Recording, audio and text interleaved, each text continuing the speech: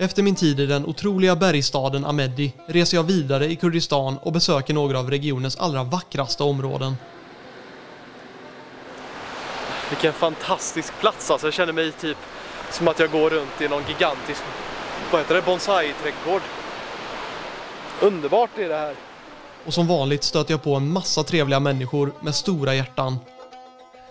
Det är bara så det funkar här i Kurdistan. Man blir hembjuden till folk och nu sitter jag här som jag har gjort så många gånger innan, runt elden och värmer mig. Och folk bara är så mysiga, frågar mig vad jag vill ha. Att jag inte ska skämmas, eller inte skämmas, att jag inte ska vara blyg. Jag ska känna mig som hemma, vad vill jag äta, är jag hungrig, vill jag ha te. Det är bara sånt varmt välkomnande. Under flera dagar får jag lära mig mer om Kurdistans kultur och historia. This is 5,000. 5,000! Oj! 10,000, 5,000. Oh. Häng med på ännu ett äventyr i det fantastiska Kurdistan.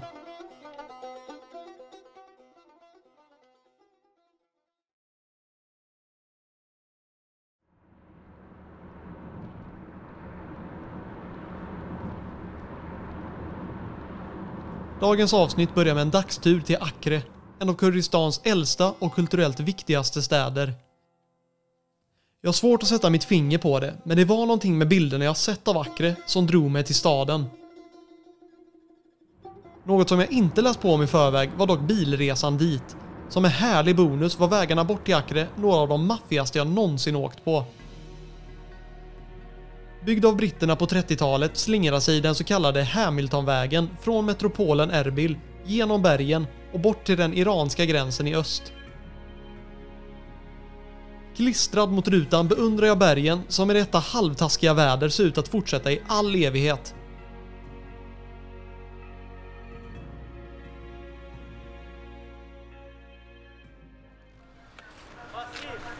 Okej, thank you. Väl framme i Acre visste jag inte riktigt var jag skulle gå.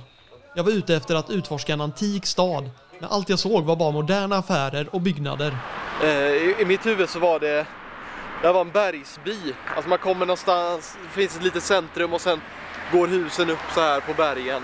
Och så är det. Men det här är ju en stor stad och så är den, alltså den känns som Duhok och andra städer som jag varit i Kurdistan. Duhok är ju mycket större då, men ändå. Men jag ska till någon viewpoint här. Och jag tror det är den viewpointen som visar så här staden som går upp på bergen så här vackert som jag har sett. Ja, jag var bokstavligen på väg åt helt fel håll. Men som så många andra gånger stöter jag på några av Kurdistans underbara invånare som går ur sin väg för att hjälpa till. Ska se, nu är det någon som ropar på mig. I have in my backpack. Sora. Hello. How are you? Sabadet. Jag kommer här och skriker att jag ska få vatten, men jag har vatten i min väska. Russi? No, Swede. Yes. Hello. Oh. Very nice. Yeah. No. Very well. Very good. No, I don't have. För de som inte vet är den här situationen lite av en stereotyp för Mellanöstern.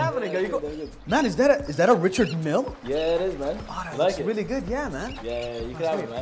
Oh, really? Are you serious? Som jag förstått det är det verkligen inte säkert att personer faktiskt vill ge bort det som erbjuds. Så det finns typ bara en lösning. Nej. No. Jag vägrar ta emot det. Where dude? Castle for view, Sora. Vi tar lite selfies och Google Translatear fram och tillbaka om hur jag ska ta mig till den bästa utkiksplatsen över antika Acre. Jag tackar för tipsen och säger att jag ska ta en taxi dit. Men då säger de bara att jag ska sluta dumma mig och hoppa in i bilen. Come here. Oh, wait. Pick up.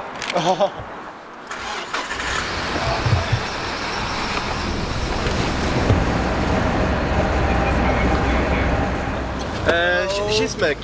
Bakhtiar. Ayman al-Zawahiri. Oh, difficult. It's me, Nicholas. Yes. Welcome. So pass. I am very pleased to meet you. Oh, me too. Very nice to meet you. Do you in Accra here? Yes. Celebrate Nowruz? Nowruz, Is it big? big نورز من الحين بس نامونا. Big party. Big party, yeah. Serengeti. Serengeti. Fyrverkerier här.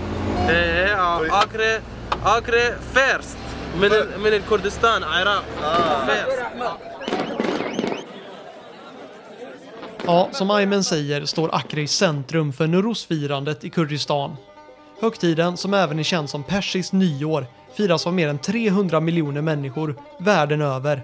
Främst i Iran och Centralasien, men också i Turkiet, Indien, Irak och delar av Balkan.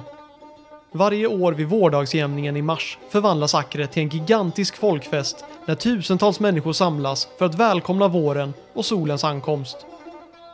Flera hundra facklor bärs upp på bergstopparna, en uråldrig tradition som har sina rötter i myten om smeden Kawa, som tände eldar på bergen för att signalera sin seger över den onda tyrannen Zahak. Elden är därför ett tecken på frihet, men ses också som ett sätt att säga hejdå till vinterns mörker. Men det som jag tycker är riktigt intressant är hur många traditioner som vi känner igen från västvärldens högtider som finns i Nowruz. Ett exempel är Amo Nowruz, en skäggig gubbe med hatt som varje år kommer med godis och presenter till barnen. Låter det bekant? Eller det här, målade ägg har funnits vid Nowruz middagsbord i tusentals år och representerar fertilitet, nytt liv och början av ett nytt år. Här är det viktigt att ha i åtanke att Nowruz har firats i över 3000 år och är därmed långt mycket äldre än både jul och påsk.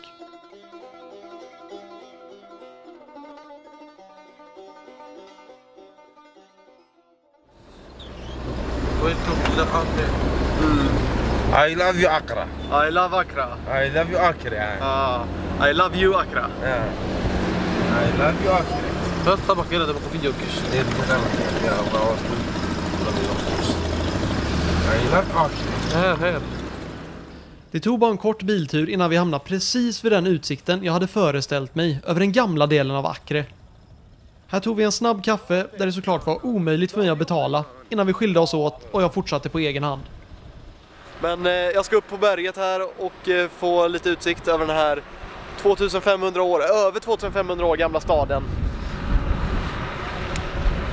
Det här var ju det jag letade efter. Det är ju inte så mycket mer än detta. Det är bara häftigt att få bara uppleva så här gamla städer som går upp i bergen. Det känns så historiskt på något sätt. Så har vi moskén här i mitten. Jag ska upp och se vad det är för utsikt. Det är... ska vi se. Dit upp ska jag. Hallå. Thank you. Så pass. På vägen upp mot berget hör jag en väldigt oväntad dialekt. Jag gillar ju såna här små gator. Hello. I'm doing good. How are you?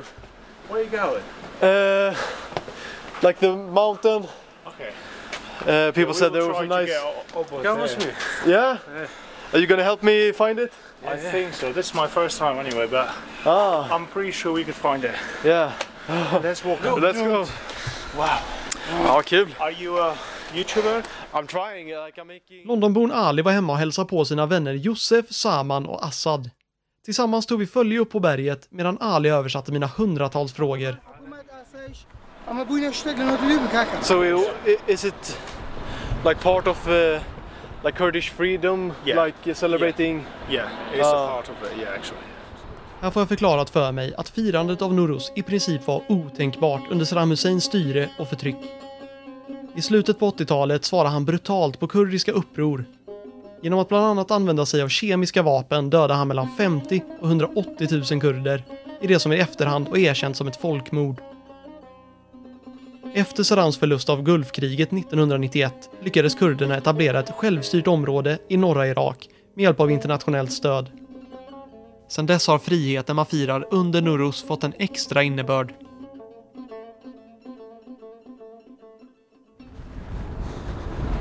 Ska vi gå lite längre upp?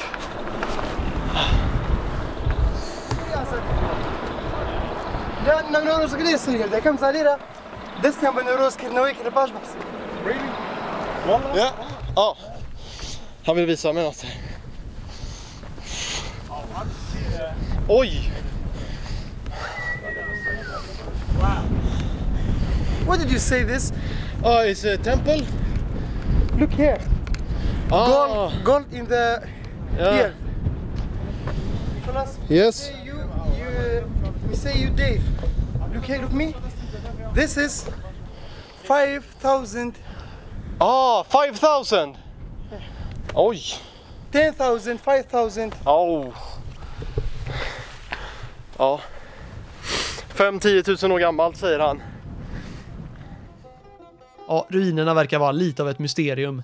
Vissa menar att en kurdisk prins byggde dem för cirka 2600 år sedan och att det vi ser här idag är det sista som finns kvar av hans palats. Andra kopplar dem till små klostersamhällen med hänvisning till Akre-områdets långa historia med kristna bosättningar. Som Assad nämnde snabbt sägs det även finnas guld och skatter inne i berget. Men att ruinerna skulle vara över 5000 år verkar mest bygga på lokala berättelser och det faktum att det finns spår av mänsklig aktivitet i Akre och Erbil-trakten som går tillbaka till bronsåldern. Coolt. Väldigt mycket skit här. Man får ha koll på vart man går. Kom. Oh, oj.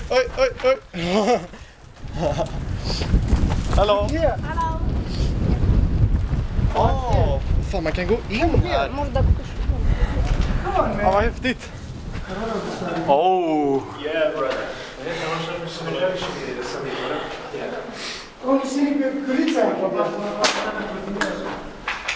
Hallå.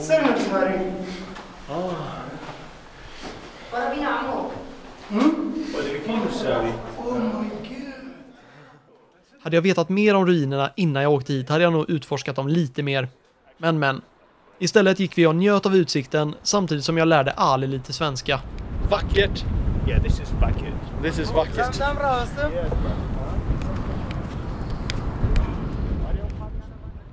Som avslut på en fantastisk dag i Akre sjöng grabbarna på vägen ner för berget.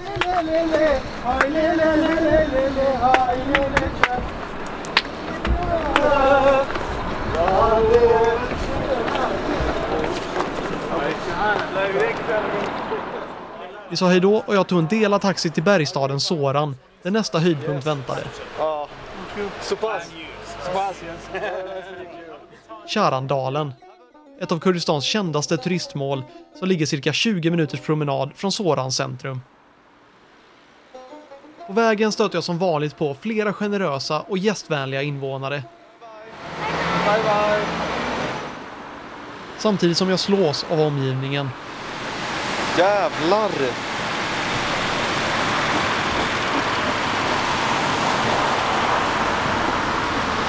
Det där har inte gått hem i Sverige. Hur fan kör man den där säkert? Ja. Efter den galna mopeden börjar jag närma mig dalen och de stora klipporna. Så tar man upp till viewpointen här som är något gammalt fort. Okej, pass på.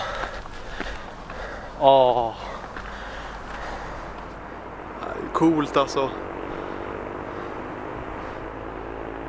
Kanske är svårt att se härifrån, men det är ganska massiva klyftor här. Alltså ta mig närmare innan solen går ner så kan man se hur djupa klyftorna faktiskt är. Jag minns att jag faktiskt var lite småbesviken över utsikten.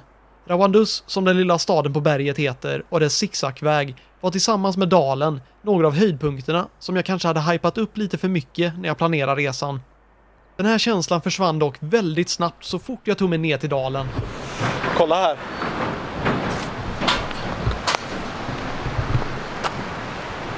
Så här häftigt tror jag inte Skåra skulle vara. Jag ser att man kan gå ner och komma närmare för lite foton, så jag ska ner i den.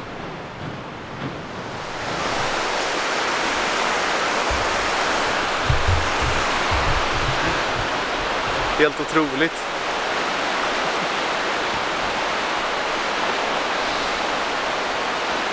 Varför det rinner vatten här och att det är så grönt och bergigt, så känns det som att det är den friskaste luften i världen. Kanske för att det inte är någon som röker jämte mig. Vilken fantastisk plats alltså. Jag känner mig typ som att jag går runt i någon gigantisk, vad heter det, bonsai-trädgård.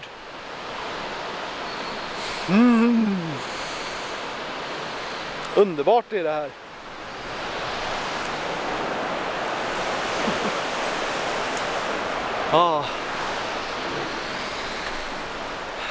Att traska runt i en stor bonsai-trädgård är nog det bästa sättet jag kan beskriva den rena och helande känslan av att gå runt mellan klipporna i Rawandus. Väldigt nöjd med dagen stack jag tillbaka till hotellet och laddade upp inför morgonens resa. Från Soran till Choman, en liten turistort i östra Kurdistan som är helt omringad av enorma berg. När jag kom fram visade det sig vara lågsäsong, vilket innebar att de flesta hotellen var stängda och de som var öppna hade 0 gäster och var utan ström. Jag har ju inte kunnat filma allting som jag velat idag. Det har regnat så in i helvete. Jag hoppade ut ur taxin, jag gick runt, han sa att han visste ett hotell, taxichauffören. Så jag kommer dit och så ser det ut som typ det sketnaste hotellet jag har bott på hittills. Ännu värre, för det var så här, bara 2 sängar i ett rum som ser ut som ett fängelse och så inget wifi, det var smutsigt som fan. Skulle de ha 30 000 per natt, det är typ, vad blir det? Ja, det är över 200 spänn i alla fall och det är mer än vad jag betalat någonsin. Så jag fortsätter, jag bara vägrar, så jag traskar ut i ösregnet, får lägga ner kameran för att den håller på att gå sönder, gå till en fruktbutik jämte ett annat motell då, och så är det stängt det också, eller det är stängt. Frågar några snubbar där om hjälp och så försöker de hitta något ställe åt mig som är öppet, de ringer lite och sen bara nej, kom till mitt hem. Du ska inte betala 30 000 för något skitställe. Så det är bara så det funkar här i Kurdistan. Man blir hembjuden till folk och nu sitter jag här som jag har gjort så många gånger innan, runt elden och värmer mig och folk bara är så mysiga, frågar mig vad jag vill ha, att jag inte ska skämmas, eller inte skämmas, att jag inte ska vara blyg. Jag ska känna mig som hemma, vad vill jag äta, är jag hungrig, vill jag ha te? Det är bara sånt varmt välkomnande.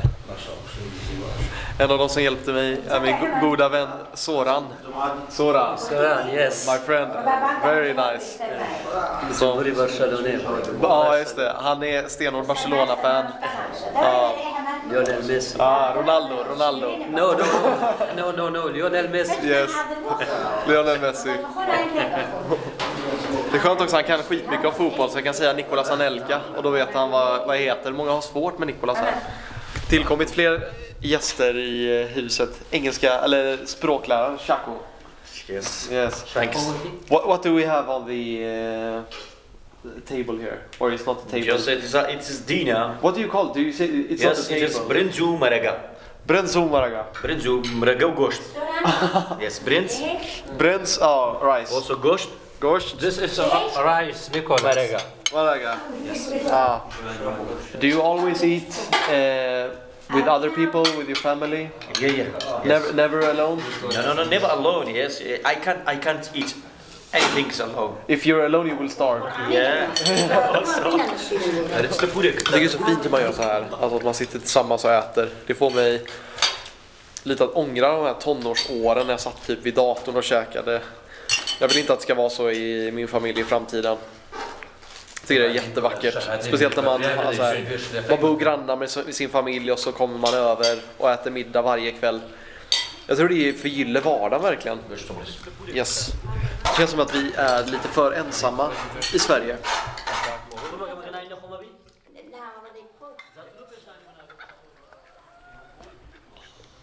Dagen efter tar vi hand om familjens djur, äter en snabb frukost och sen bär det av mot bergen. Den här gången följer inte Soran med. Istället åker jag med hans vänner Haure och mannen som kallas för Mr. Happy. Förklaringen till smeknamnet är att han alltid ler och gillar att sjunga.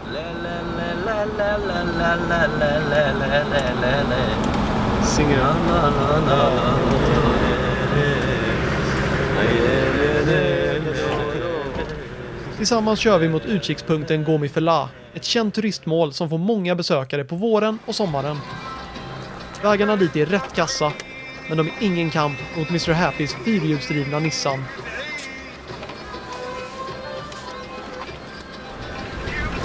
Four by four, very good. 2x2 no. No camp.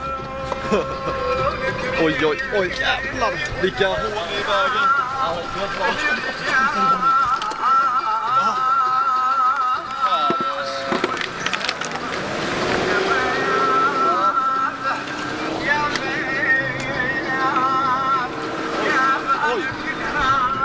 Ja, den klarade. Wow, Nissan very strong. Vilken bil. Längre upp på berget stöter vi på mark med mörk historia. Seychelles and Girmandil, famous in Iraq mountain. This behind in the Seychelles and Iranian border. Yeah. So Iran and Iraq fight here. Yeah. Saddam. Saddam, Iran. You know Saddam? Yes. Yeah. Iran-Iraq war. Yeah.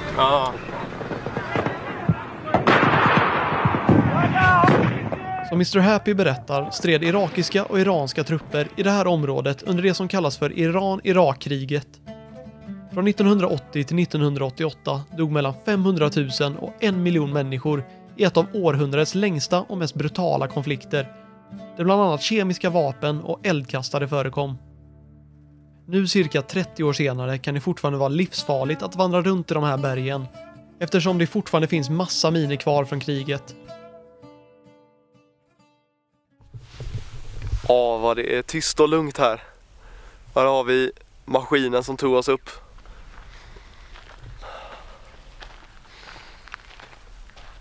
Det är helt knäpptyst här. Wow. Ja, uppe vid Gomi Fela var det verkligen fridfullt och vackert. Tyvärr var jag dock här under fel årstid då sjön och gräset inte riktigt såg ut som på bilderna. Men vem bryr sig? Det var ändå bergen som hade dragit mig hit. Och de är alltid lika maffiga, oavsett tid på året.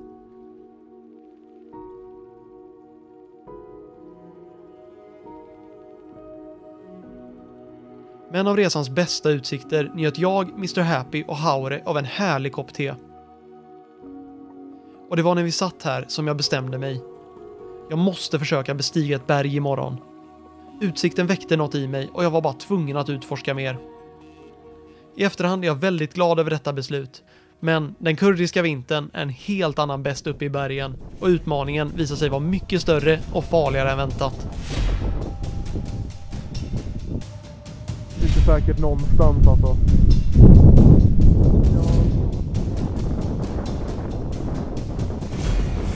Tänk att jag åker till Irak och så är det här närmast jag är dö.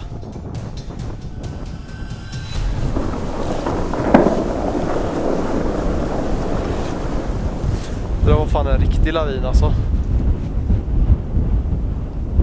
Här har vi Halgurd, det högsta berget som helt är i Irak. Tack till alla som har tittat. Jag hoppas nu att ni taggade på reseseriens kallaste och blåsigaste avsnitt.